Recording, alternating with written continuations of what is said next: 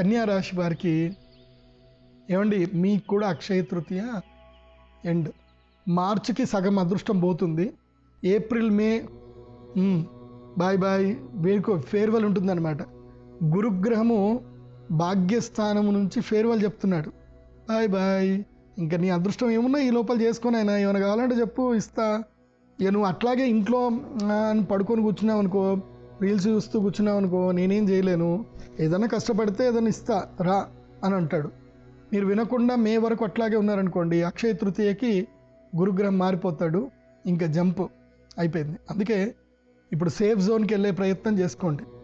ఈ అక్షయ తృతీయ వరకు పట్టిందల బంగారం అండోయ్ కన్యారాశికి. కానీ అక్షయ తృతీయ తర్వాత వైఫ్ అండ్ హస్బెండ్ మధ్యన గొడవలు అవుతాయి, ఫ్యామిలీ కోర్టుకి వెళ్ళాల్సి వస్తుంది.